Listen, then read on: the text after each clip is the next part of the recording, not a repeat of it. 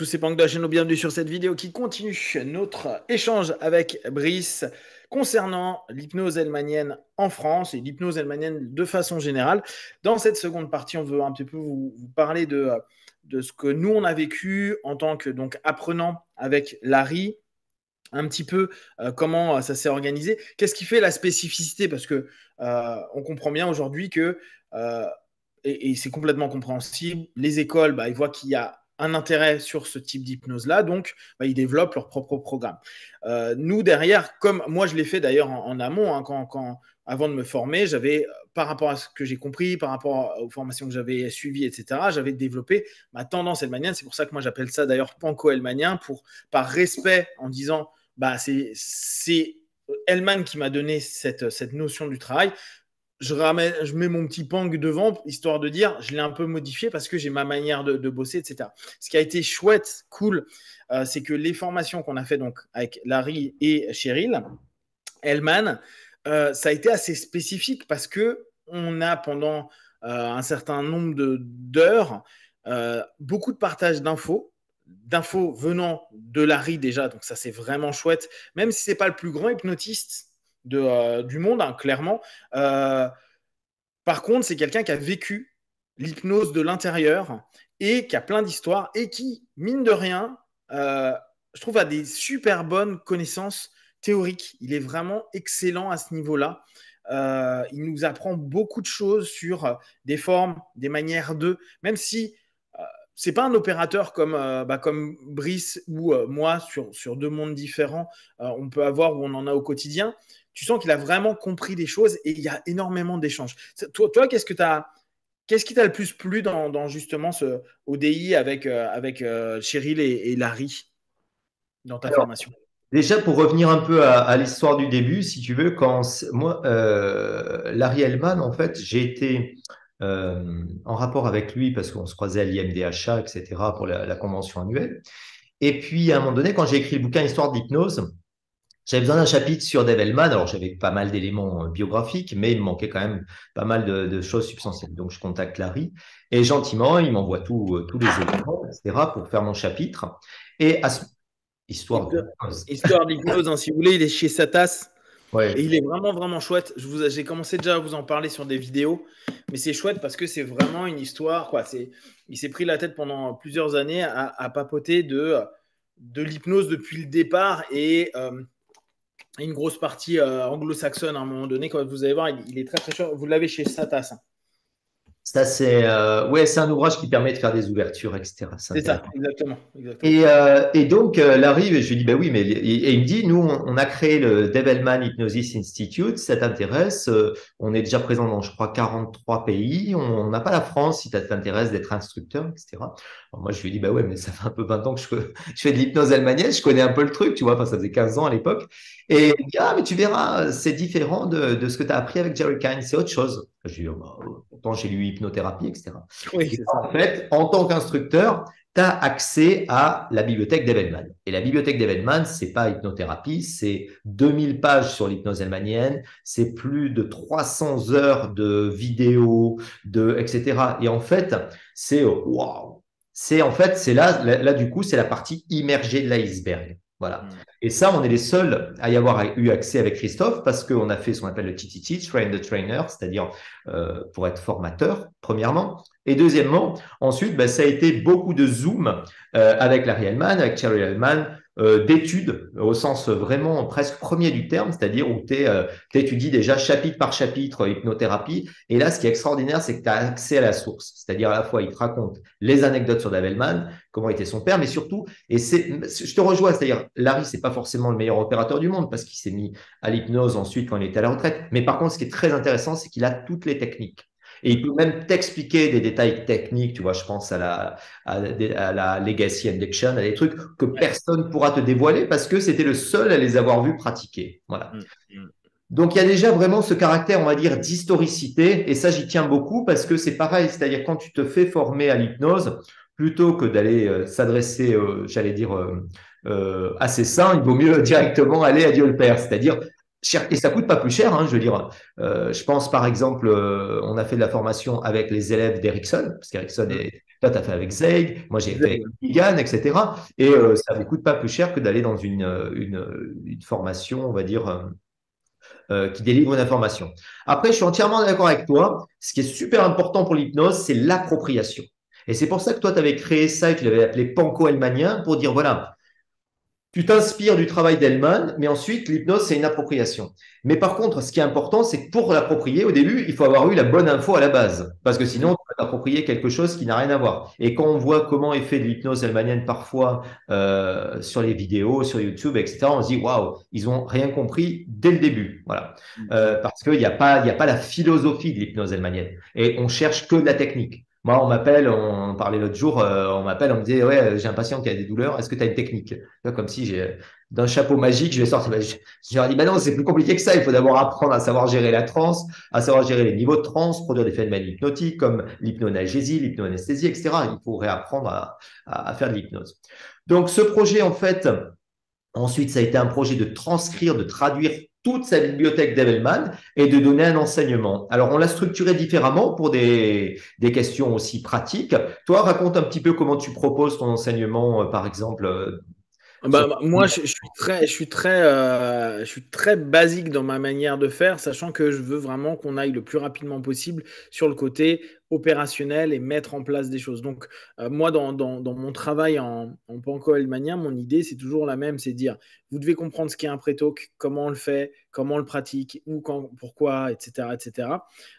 Créer des objectifs, donc vraiment être précis, et on revient sur cette notion parce qu'on fait des séances et que dans des séances, on ne sait pas, comme tu disais tout à l'heure, parfois où ça peut aller, mais vu qu'il y a une intentionnalité de départ, on sait déjà que ça va être euh, une pré-suggestion qui déjà va nous permettre d'aller quelque part. Travailler sur tout un travail systémique. Et après, j'ai vraiment tout le boulot sur le processus inductif pour montrer à quel point ça sert à rien tout en étant hyper utile au départ. Donc, tu as le gros paradoxe.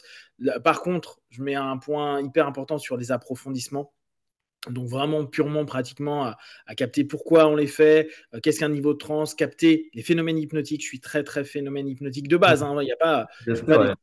je suis vraiment sur tout ce process-là, donc avec tout le travail des pré-tests, tout le travail que la compréhension. En fait, une fois qu'on prend des éléments, je reviens toujours en arrière pour faire capter à quel point, bah tiens, tu as eu même dans le préto que tu étais déjà dans un phénomène hypnotique ou en tout cas tu étais déjà dans un processus inductif. Mon objectif est que à la fin de la formation, les personnes puissent, dans ces premiers temps, comprendre ce qu'est une transe, observer les trans, se les observer sur soi-même, etc., Mhm. etc. Et après, on rentre dans les outils thérapeutiques, donc avec les notions très basiques de régression, comment on fait des suggestions. C'est qu'un des trucs qui m'avait étonné sur une des dernières formations que j'avais fait comme ça, c'était la difficulté pour beaucoup de personnes qui étaient déjà issues d'autres obédiences à dire, mais faire une suggestion directe, c'est pas simple. Mais bien non, c'est très spécifique. Exactement. Il faut vraiment une sémantique beaucoup plus précise que sur une suggestion indirecte. Exactement. Et ça, c'est un des points qui Mhm. parfois est un peu complexe à se dire, mais je dois dire exactement ça. Ça doit fonctionner comme ça. Je dis, bah, tu vas inventer, toi. Mais par rapport à ce qu'il t'a dit là, il faut que tu rebondisses avec ces mots, il faut que tu utilises sa sémantique avec la définition de l'objectif que tu as derrière. Bref, tous les éléments où, comme tu disais tout à l'heure, on n'a pas de script. C'est pas quelque chose. Le script empêche la discussion, en fait. Le script empêche l'interaction. Et souvent, le script, par essence du script, va être non spécifique, va être. Après, on peut y rajouter des éléments spécifiques, mais ne correspond pas à l'état d'esprit qu'on va avoir en tant qu'hypnotiste direct. Là, je ne vais même pas dire Hellmanien, mais direct à ce moment-là, où le rapport souvent que j'explique aux gens, le direct, c'est direct entre toi et moi. C'est pas je passe par 10 000 trucs où je suspecte, je vois, j'imagine. Je peux ratifier à me dire, tiens, je vois que tu viens de te fermer, mais je vais lui dire, tiens, tu viens de te fermer, tu peux me dire ce qui vient de se passer. Ou je peux simplement dire, qu'est-ce qui vient de se passer, dis-moi ce qui se passe. Et pas, tiens, il a fait un recul quand j'ai dit cette sémantique-là, donc ça veut dire que, sauf que je ne connais pas le monde intérieur. Je ne connais pas le monde intérieur, mais je sais qu'au niveau somnambulique, il se passe des choses. Et parfois, la personne n'a pas l'habitude, et même des personnes qui sont hypnotistes et qui savent qu'ils peuvent parler, si tu leur dis pas, tu peux parler, dis-moi ce Oui, qui c'est se passe vrai. à l'intérieur de toi, ils vont se taire, ils vont rien dire. Ils vont pas dire, tiens, là, il vient de se passer un sale truc en moi, parce qu'ils Ouais. n'ont pas cette habitude. Donc, même des hypnos qui connaissent le principe qu'en hypnose, on ne dort pas, et donc c'est une interaction et qu'on discute, on se retrouve dans des cas un peu spécifiques. Donc, je travaille beaucoup sur cet aspect-là pour la compréhension. Pour moi, les concepts de fond sont les plus importants. Donc, tout le travail, on va dire, opérationnel, technique, l'hypnoanalyse, le questionnement, moi, tu sais ce que j'ai appelé questiosophie, énormément de questionnements pour capter, recadrer, amener le partenaire en fait à trouver ses réponses et moi après à appuyer dessus d'un point de vue suggestion, d'un point de vue Ouais. phénomène, etc. Puis après, tout le travail qui va être l'émerge et chose importante parce que tu l'as dit sur le précédent podcast, qui était, vu que Hellman estime que toute hypnose est auto-hypnose, moi je fais beaucoup d'hypno-éducation, donc il faut, je dis souvent dans mes prescriptions de tâches, il faut que vous fassiez de l'auto-hypnose, donc mes apprenants, il faut qu'ils maîtrisent l'auto-hypnose parce que c'est quelque chose que j'estime être essentiel. Donc tu vois, c'est assez simple. Ouais. Euh, Ce que je veux, moi, c'est que ce soit pratique et que les personnes puissent immédiatement, tu vois, fin du premier jour, ils doivent connaître le préto, qu'ils doivent se faire 3 prétos avec des copains, des amis, Ouais. pour que ça soit du vivant. Je peux, sur certains moments, rajouter de l'hypnose de rue, parce que pour moi, c'est un élément qui est important pour comprendre ce qu'est le direct, le rapport, le questionnement, etc. etc. Donc, moi, j'ai vraiment une notion où on va vite dans le concret par rapport à des réelles problématiques à un moment donné. Et concrètement, tu le proposes comment? C'est-à-dire, c'est du présentiel, il y a Ouais. du e-learning. Tu fais ça ça dure combien de temps, par exemple, ton Alors, apprentissage? C'est des moi, modules de base, approfondissement, ça marche. ouais, alors moi mon principe de base, c'était passer à minima 4 sessions de 5 jours et tout est en présentiel. Alors D'accord. pourquoi? Parce que j'aime le principe du présentiel, même si aujourd'hui ça devient un peu obsolète, parce que les gens se déplacent moins, etc., et que c'est très bien de le faire online, parce que les gens Mhm. peuvent avoir la théorie et on passe en pratique. Moi, pour l'instant, je suis encore là-dessus, parce que j'ai ma notion, on va vraiment voir les concepts hellmaniens, après on va voir les concepts de transprofonde, tu vois, qui Mhm. pour moi est un élément important, et après j'y ajoute justement tout un travail en pratique d'hypnose urbaine, pour que les gens Ouais, puissent aller dans du concret. Euh, expérimenté. des notions exactement d'auto-hypnose et puis des outils en plus qui ouvrent sur, alors là en complément sur PNL, donc toute la notion avec la compréhension Ouais, sémantique, structurelle en indirect, où là on s'ouvre en fait de l'hellmanien qui est plutôt direct vers des notions indirectes, mais toujours avec le côté outillage, c'est-à-dire vraiment première génération PNL, Bender, Grinder, des années 70, tu vois, avec des tout à fait, subos, ouais. avec, Ouais, ouais. avec vraiment la base de la base, les présuppositions et quoi, et encore non, les présuppositions, je les vire, mais tu vois, tout ce qui est euh, les métamodèles. Et tu vois, Ouais, ouais. je vais Oui, pas plus loin, modèle. je vais vraiment sur la première génération qui était pour moi la plus concrète à ce Mhm. moment-là, qui est très simple à intégrer dans notre processus hypnotique Oui, elle-même. c'est très, très pratique. Après, un truc qui est important, je pense, aussi dans l'apprentissage, c'est qu'il y a, et ça j'insiste beaucoup, il n'y a aucun esprit d'école hellmanien. C'est-à-dire, moi, je me sens pas plus hellmanien parce que l'hypnose que je fais au cabinet, il y a des bases dans la gestion de la transe qui viennent d'Hellman, mais je suis pas un orthodoxe d'Hellman du tout. C'est-à-dire, je fais plein de techniques. Et ce qui est intéressant, c'est qu'en fait, moi, je trouve que Hellman, c'est un socle très pertinent pour apprendre à faire de l'hypnose. Et après, quelles que soient les stratégies qu'on va rajouter, ça va être de la PNL, ça peut être de l'éricksonien, ça va être, je sais pas, de la parts thérapie, ça va être de la subliminal thérapie, de la transforming thérapie. Vu qu'on sait déjà gérer l'hypnose, la transe, quelle que soit la situation et quel que soit le type d'hypnose, pour moi, il n'y a pas du tout d'esprit hellmanien comme il y a un esprit, on va dire, un peu de chapelle ericksonien. C'est-à-dire, au contraire, c'est une hypnose qui est hyper open. Et c'est pour ça que cette convention, là, intitulée, qu'on organise chaque année donc à Nice, convention d'hypnose moderne pour montrer justement que ce qu'on fait, en fait, c'est de l'hypnose moderne, c'est-à-dire il y a plein d'influences, même si après nous, on a nos racines, mais il y a plein d'influences et qu'on les a surtout intégrées et acceptées comme telles, et on se les est appropriées.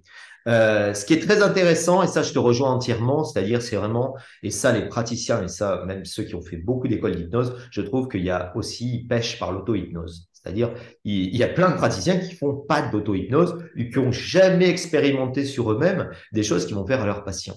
Et je pense des états profonds de transe, du C-Cord, de l'Ultra-Height, des trucs comme ça, ou même d'un SDL, tu vois, c'est des trucs, si tu l'as pas expérimenté par toi-même, comment est-ce que tu peux arriver à le calibrer avec quelqu'un?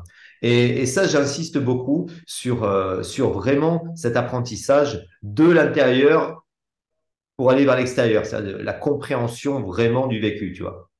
Toi, dans ton modèle, t'as du présentiel, mais tu as aussi du online, c'est ça, hein? Alors voilà, moi c'est un petit modèle, c'est un peu le modèle inverse, c'est-à-dire parce que toi aussi tu proposes après du online, des modules de formation. Ouais, en fait, mon online, quoi, tu vois, c'est plus des séminaires que j'ai filmés. Tu sais, moi, je suis très old C'est ça. school là-dessus, hein. Ouais, ouais, Je ouais. suis un peu à la. Moi, je pense que Kine, il a quand même changé ma vie sur plein de choses au niveau. Tu sais, j'ai vu Kine faisait des trucs. Tu regardes, et nous, on regarde aujourd'hui en se disant, mais c'est incroyable. Et on regarde tout plein de vidéos des anciens. Moi, j'adore les anciens. Oui, Et tu dis, oui, c'est génial. À partir du moment où les mecs ont filmé, tu dis, mais on voit, on comprend, c'est comme si on est en cours. bien sûr. On a un Ah ouais, booklet qui nous permet de capter. Donc moi, je suis très à filmer les séminaires et puis après à les proposer. ouais, ouais. Mais tu vois, ça fait pas partie de prérequis. Tu vois, c'est pas un prérequis Tout à pour fait, filmer. ouais, Euh, ouais, c'est ouais, plus des éléments complémentaires ou quelqu'un qui peut pas venir à hypnose ouais. profonde dire ok mais j'ai envie de comprendre et il va voir le séminaire Peux aller voir de. le séminaire, oui, oui, oui, oui. Moi, c'est un petit peu une démarche différente pour deux raisons. La première, c'est que je trouve que le présentiel, euh, il y a plein d'éléments que tu peux faire en présentiel et après, il y a plein d'éléments que tu peux faire en e-learning.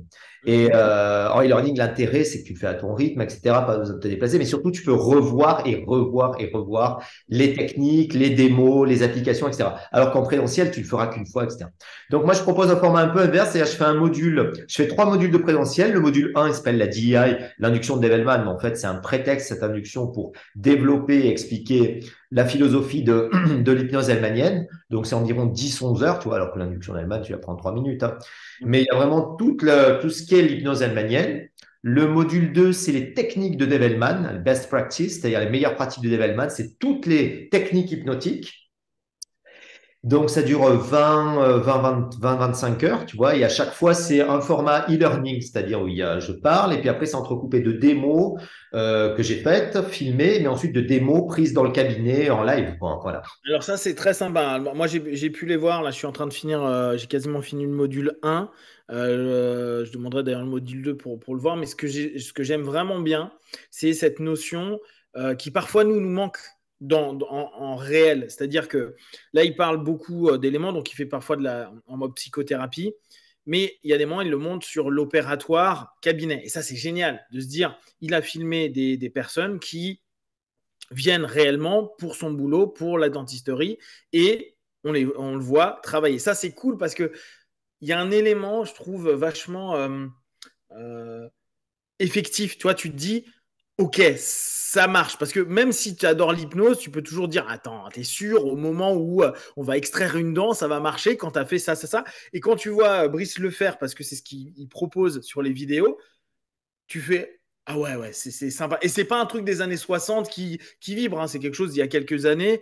Ouais, Et ouais, c'est au quotidien, mais surtout, ça te montre. En fait, ce qui est intéressant, je pense, à travers de filmer vraiment des séances, c'est ça te montre comment, en live, tu t'adaptes et comment tu as modélisé tous ces outils hellmaniens pour les faire fonctionner réellement dans la vraie vie. exactement. Et on se rend compte que finalement, c'est simple, c'est pas très compliqué à mettre en œuvre, et que quand tu l'apprends step by step, étape par étape, le pré-talk, les pré-tests, ensuite les inductions, les approfondissements, les tests, etc., c'est quelque chose qui fonctionne très très bien. Après, le module 3, c'est le module carrément, là, c'est le cours en hypnose médicale de Develman. C'est en fait le cours réel que faisait Develman. Et ça a été intéressant. Ça, c'était vraiment un travail historique parce que moi, j'ai 4 versions d'enregistrement de Develman de ses cours en hypnose médicale. J'ai les disques à la maison, hein. Et les disques, tu me les as La dernière montrés. fois. Ouais. Génial. Et il y a la version de 52, la version 54, 58. Et après, il y a une version bootleg qu'avait Gilboyne, mais que j'ai récupérée aussi.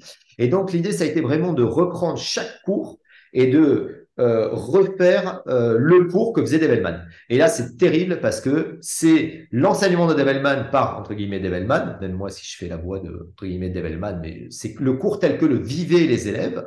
Et c'est, je sais plus, ça va faire 60 heures en tout de e-learning. Voilà. Après, une fois qu'il y a ce e-learning, les étudiants, les élèves, ils ont accès à la bibliothèque d'Evelman. Voilà, alors c'est anglo-saxon, mais en fait, tout a été transcrit et traduit en français. Et après, en fonction à partir du module 1, en fait, les élèves, ils peuvent s'inscrire à un présentiel, mais par contre, c'est beaucoup plus court parce que moi, j'estime que ils ont bossé le e-learning, etc. Ils ont déjà de l'hypnose derrière eux. Et le présentiel, c'est que 3 jours à Nice et c'est 3 jours que d'hypnose expérimentale. C'est-à-dire là, du coup, l'idée, c'est de pouvoir développer, avoir le temps de développer des trans profondes d'1 heure, voire davantage, etc. Peu importe la durée. Mais pour expérimenter à la fois opérateur, sujet, ben, toutes les stratégies de l'hypnose hellmanienne, alors ça peut être les stratégies d'inductive, les stratégies d'approfondissement, les stratégies de niveau de transe, travailler avec de l'hypnose sleep, travailler avec de l'hypnose en S-Dale, etc. Et voilà. Et donc, c'est un petit peu différent. C'est le e-learning en préambule et s'ils veulent, le présentiel. Mais pour moi, en fait, par exemple, tu vois, j'ai une copine avec une infirmière qui l'a faite. Elle m'a dit non, mais le module 1, ça me suffit parce que finalement, c'est vraiment ce dont j'ai besoin pour ma pratique. J'ai pas besoin de l'hypnose thérapeutique, j'ai pas besoin d'aller plus loin, etc. Très bien, super, etc. Donc, c'est pas un programme, on va dire, qui est un programme continu, mais c'est un programme en fonction de ce dont tu as besoin, tu vois. Et je crois que c'est surtout ça moi, je pense que l'hypnose, alors après, on a deux pratiques différentes parce que pour moi, l'hypnose, c'est vraiment un outil de pratique en hypnose opératoire. Et après, c'est un outil thérapeutique, mais mon métier, c'est chirurgien dentiste. Voilà. Donc, c'est un outil supplémentaire que j'apporte à ma pratique. Et alors que toi, de ton côté, c'est vraiment le métier d'hypnothérapeute dans lequel tu as c'est deux autres façons d'envisager l'hypnose, même si on fait exactement la même chose, mais les techniques vont être un petit peu différentes. Voilà. Je crois qu'on peut parler un petit peu de la convention aussi. Ça peut être intéressant parce que cette convention, donc là, pour le coup, il n'y a plus d'hypnose que hellmanienne, il y a toutes les formes d'hypnose. Voilà. Et c'est vraiment quelque chose qui pour nous est important. Là, alors on ne sait pas quand vous écouterez cette vidéo, ça se trouve dans plusieurs années. On tente de faire tous les ans une convention d'hypnose moderne à Nice. Donc, on a bien appelé ça hypnose moderne pour justement éviter toutes les guerres de chapelle potentielles. Alors, ce qu'on disait juste avant qu'on enregistre tout à l'heure, aux US, c'est quelque chose qui n'existe pas, les guerres de chapelle. En gros, c'est comme si vous preniez tous les directeurs d'école, des grandes écoles en France, et que vous les voyez au même endroit, en train d'aller voir chacun ce que fait l'autre, échanger, partager, etc. Nous, en France, on n'a pas encore on n'a pas encore, hein, ça se trouve, d'ici quelques années, on y arrivera, mais cette notion où tout le monde arrive à se regrouper et on va juste voir le boulot des autres. De toute façon, il y a de la place pour tout le monde, donc il n'y a pas à se faire la guerre de quoi que ce soit. Donc l'idée pour nous, c'est toujours qu'il y ait des ponts entre les disciplines, entre les façons de penser, entre les façons de faire, entre les obédiences, les écoles, les trucs, pour que tout le monde puisse s'y retrouver. Et il y a des choses qu'on aime, il y a des choses qu'on n'aime pas, et c'est pas un problème. C'est justement parce qu'il y a une multiplicité, qui a une coloration diverse, que vous allez trouver votre hypnose et après vous allez développer votre façon d'adapter cette hypnose que vous aimez à votre personnalité, etc. Et pour nous, c'est essentiel. Donc, on tente de regrouper en ayant le même état d'esprit qu'Hellman, par contre, à tenter de faire quelque chose où il y a du scientifique. Alors, validé scientifiquement, on tente d'emmener vraiment beaucoup de personnes du médical, même si on a des personnes qui ne le sont pas du tout, mais on tente d'avoir une caution scientifique assez présente et on ouvre aussi sur d'autres choses qui le sont moins. Et là encore, c'est parce que on sait qu'il en faut pour tout le monde et que chacun a sa culture, sa manière d'appréhender le monde de l'hypnose et on veut vraiment que vous puissiez trouver peut-être des nouvelles personnes, des nouvelles façons de voir qui ouvrent votre pratique ou qui vous initient à de nouvelles pratiques. Ouais, c'est vraiment cet esprit d'ouverture et je crois qu'il y avait 3 axes. Ça fait la deuxième convention d'hypnose moderne. Il y a 3 ans, on avait proposé des masterclass, c'était un format un peu réduit. Et là, vraiment tel que on va dire, ça a trouvé son rythme de croisière cette année. Il y a vraiment 3 axes. Le premier axe, c'est que de la pratique. Donc, c'est pas des conférences. C'est pas une convention de conférences.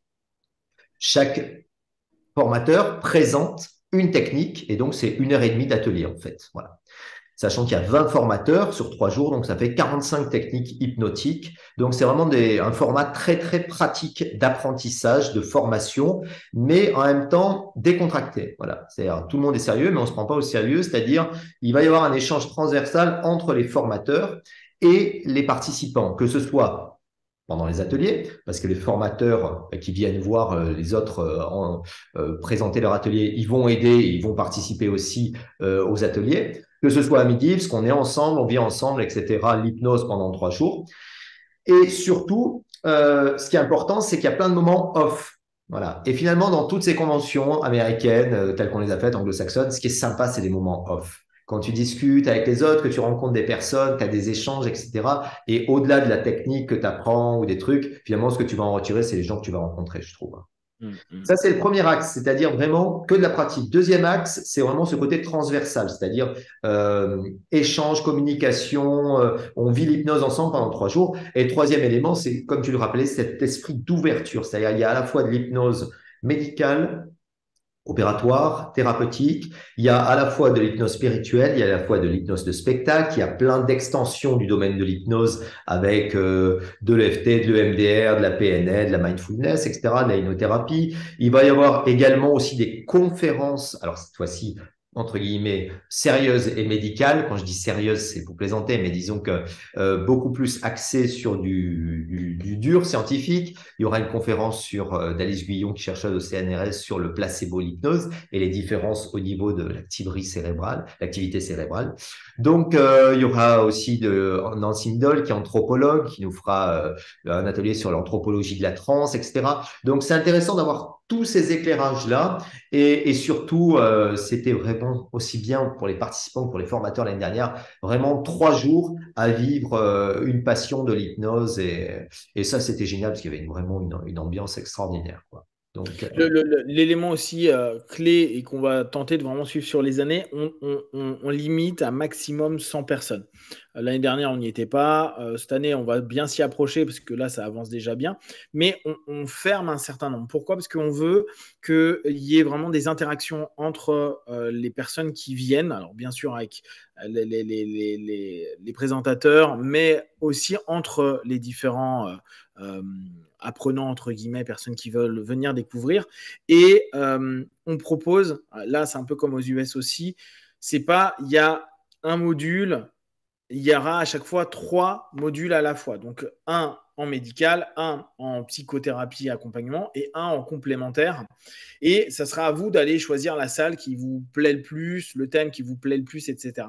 Donc il y aura toujours du choix, il y aura toujours cette notion où on laisse du temps pour que vous puissiez discuter. Cette année, on prend vraiment attention à pas vous enfermer dans les tables à midi, mais que ce soit un peu en self et que vous vous posiez où vous vouliez. L'idée, c'est vraiment ce qui se passe entre. Et je pense que on l'a beaucoup remarqué. Moi, souvent, j'ai plus appris au café ou au bar avec les différentes personnes qui étaient là que pendant l'heure. Encore que aux US, le problème, c'est que c'est souvent plus 5 minutes de je te parle de quelque chose et après 45 minutes où je te vends quelque chose. Là, ouais. nous, on a vraiment l'idée de il y aura un corner si les gens veulent vendre quelque chose, mais l'heure et demie, parce que c'est des modules d'1 heure et demie qui va se passer, c'est vraiment découverte de la technique, mise en application, questionnement, etc., etc.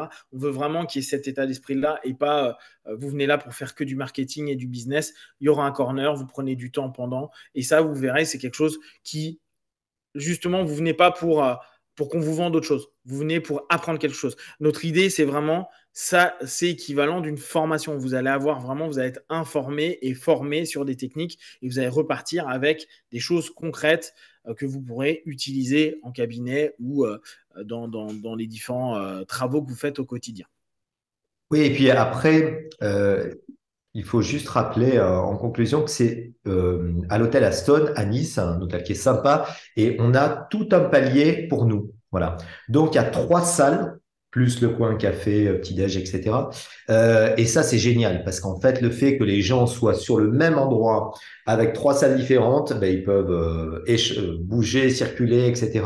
Et comme disait Christophe, cette année, on fera trois salles avec chacune une salle hypnose médicale, une salle plutôt hypnothérapie et une salle plutôt tout ce qui est extension potentielle au niveau de l'hypnose. Voilà, mais écoute, je crois qu'on a fait un peu le tour d'horizon à la fois de l'enseignement de l'hypnose hellmanienne en France et puis Yes. cette convention qu'on propose chaque année. Ouais. Quels sont tes projets en dehors de la convention pour l'année prochaine? Est-ce que tu as des Alors, trucs dans les moi, bacs? Je sais que tu bosses voilà. beaucoup en hypnose médicale. Ouais, c'est ça. Moi, mon objectif, c'est donc pas utiliser le mot hypnose médicale parce qu'en France, on sait que c'est cloisonné. Je trouve ça très cohérent. C'est pour les médecins et le staff médical. Donc, moi, ce que je suis en train de développer en ce moment, c'est ce que j'appelle hypnose complémentaire au médical. Donc, dans le titre même, c'est bien, on ne se substitue pas, on est complémentaire au médical. Donc, mon but, c'est d'ouvrir déjà d'écrire un maximum de petits essais, comme tu sais que j'ai l'habitude de le faire régulièrement. Donc là, j'en ai fait un sur l'hypnosexothérapie, j'en avais fait un sur le tabac, je vais en refaire peut-être sur les addictions et les drogues avec une copine addictologue. Mon but est vraiment d'ouvrir au maximum avec cet état d'esprit de l'hypnose comme un élément complémentaire au médical, avec cet état d'esprit, ce que les Américains, eux, appellent medical hypnosis.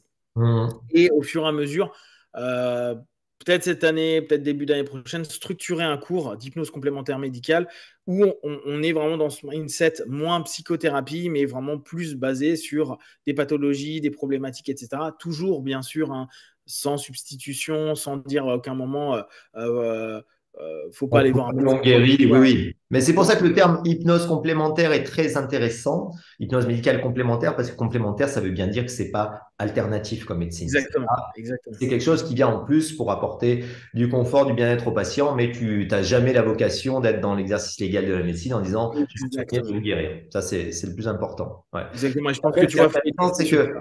ouais, à travers les formations que tu as faites, c'est la formation d'Elman, évidemment, qu'en hypnose médicale, la formation qu'on avait faite aussi, Patty Scott, Ouais. faire Roger Moore, etc. Donc, c'est vraiment les grands noms de l'hypnose médicale anglo-saxonne.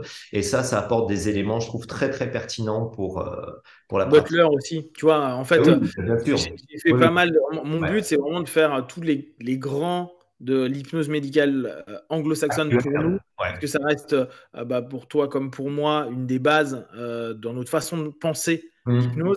Et ça s'ouvre sur plein d'éléments qu'on connaît déjà, parce que, comme on l'a dit précédemment, l'hypnose hellmanienne est initialement orientée médicale. Médicale, bien sûr. Ouais. Ouais.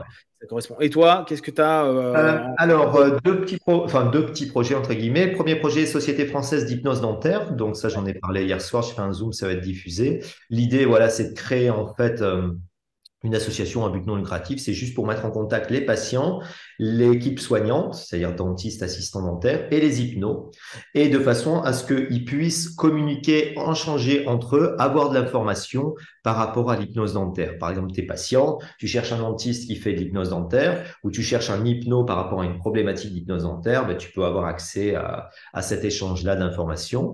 De la même façon, tes hypnos, tu veux te former à l'hypnose dentaire, ou bien tu veux travailler avec un cabinet dentaire, etc., euh, qui a besoin d'hypnose dentaire, tu peux avoir accès. Voilà. Donc, c'est créer du lien, en fait, autour de cette spécificité de l'hypnose dentaire. Un beau jour, mais pas tout de suite, parce que là, j'ai pas trop le temps. Je voudrais quand même faire rédiger une encyclopédie de l'hypnose dentaire parce que j'ai tout à la maison. Je dois avoir, je sais plus combien d'articles, 600, 800 articles, tout ce qui a été publié en hypnose dentaire, plus tous les ouvrages. J'aimerais bien faire quand même un gros boulot de synthèse par rapport à ça. Là, dans l'immédiat, j'ai quelques traductions à finir. Là, j'ai Randy Light, j'ai Monica Gears, etc. Après, j'aurai Roy Hunter. Et puis là, un truc qui me passionne toujours par rapport à l'histoire de l'hypnose, c'est de publier en langue française moderne, parce que c'est souvent en fait une langue un peu désuée, les grands classiques de l'hypnose historique. Voilà. Donc là, je publie le premier collection, les indispensables de l'hypnose historique. Premier texte fondateur de Mesmer, le mémoire de Mesmer. Donc c'est sorti là, il doit être publié là, je pense qu'il est en ligne sur Amazon. Et voilà, et puis après j'ai continué avec tous les grands classiques un peu. Donc c'est une fois par an, là ou deux fois par an, quand j'ai le temps, je reprends un manuscrit, je le retape en français moderne. Et l'idée c'est d'accéder aux sources. Et j'y tiens beaucoup, que ce soit en hypnose hermélienne, mais même en hypnose historique, parce qu'on entend tellement de conneries là-dessus qu'il faut lire les textes il faut lire les textes originaux hein, pour comprendre. Et il y a plein de pépites à découvrir et ça c'est extraordinaire. Voilà. Donc, c'est des petits ouvrages, c'est pas bien cher, c'est publié en e-book, c'est publié en brochet, etc. Et c'est les textes fondamentaux de tous les grands textes. Alors, il y aura toute la génération, on va dire, du 18e française, je pense, continuer avec Faria, Hénin Cuvillers, Deleuze, etc. Après, passer côté anglo-saxon, Eliotson, Esdale, le trio britannique et Braid.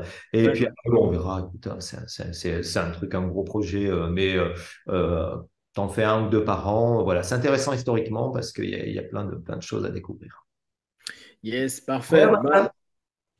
donc voilà pour aujourd'hui. Si vous avez des questions et des remarques, vous partagez sur Facebook, YouTube. Je mettrai dans la description là où vous pouvez trouver les cours de Brice. Et comme d'habitude, de tout ce qu'on propose, ne prenez que ce qui est bon et juste pour vous tester, observer, analyser et concluez. Merci à toi, Brice. À très vite.